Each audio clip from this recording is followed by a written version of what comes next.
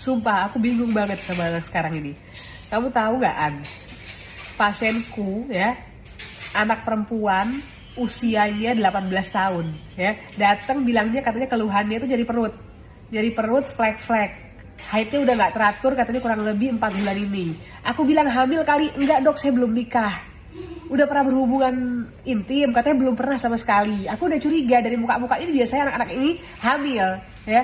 Terus aku USG dong, pertama di USG nggak mau. Aku tanya udah tes pack belum, ya udah aku USG. Aku USG hamil 5 bulan.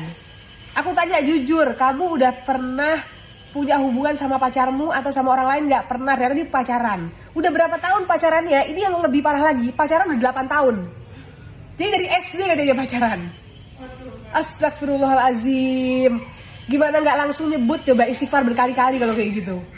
Jadi anak sekarang ini pacaran udah 8 tahun nggak nikah-nikah, tahu-tahu hamil udah 5 bulan. Ini fenomena yang terjadi nih. Makanya penting banget pendidikan seks dari orang tua sejak dini ya. Sepenting itu. Karena sekarang nih anak SD udah pacaran-pacaran ya, dan mungkin juga aktivitas seksualnya juga sudah tidak baik sejak awal. Nggak cuma sampai di situ, dicek pemeriksaan dalam katanya flek-flek kan, ternyata ada kondiloma di vaginanya, jengger ayam itu yang biasanya kita bahas ya. Kalau bingung cari di Google kondiloma acuminata. Jadi pacaran dari SD, nggak ngaku, ternyata aktivitas hubungan suami istri sudah dilakukan dan belum menikah. Tahu-tahu udah hamil 5 bulan, dan yang lebih parah lagi minta digugurin. Nangis-nangis katanya belum siap bilang sama orang tuanya.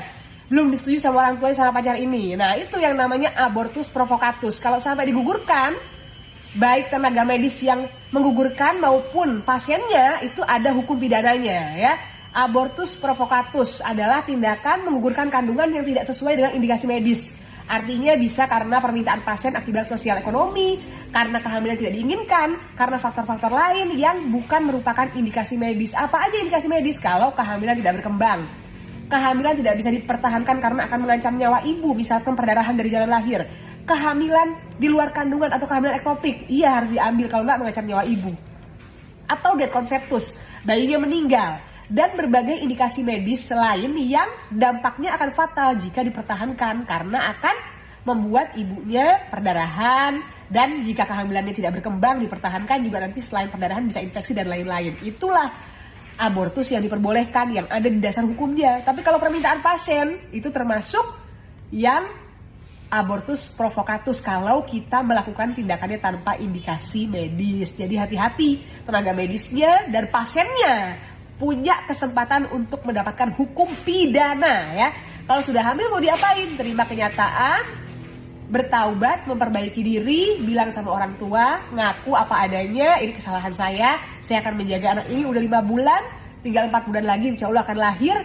Selanjutnya nanti setelah melahirkan baru menikah, membangun rumah tangga dari nol, dan ajarkan anak-anaknya pendidikan seks sejak dini agar tidak berulang lagi kehamilan di luar nikah sebelum waktunya, di bawah umur, dan pacaran bertahun-tahun dengan kondisi infeksi menular seksual. Itu kondiloma acuminata ya. Jengger ayam ada di vagina, penyebabnya dari mana? Hubungan intim yang tidak aman, baik dari pasangan maupun dari dirinya. Ganti-ganti pasangan bisa jadi, yang menularkan bisa jadi juga pasangannya. Penyebabnya adalah human papilloma virus, HPV virus. Makanya di luar negeri begitu banyak hubungan intim di luar nikah, tapi pasien-pasiennya atau perempuan dan laki-lakinya aman karena sejak dini sudah vaksin HPV. Nah itu ya.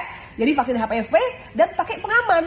Bukan kita membenarkan hubungan intim, tetap hubungan intim sebaik-baiknya adalah dilakukan setelah menikah halal secara hukum dan agama. Tapi di luar negeri kenapa aman-aman aja? Karena menyadari pentingnya vaksin HPV dan pakai pengaman. Oke, hati-hati anak perempuan, anak laki-laki, orang tua apalagi. Ini PR besar buat orang tua ya.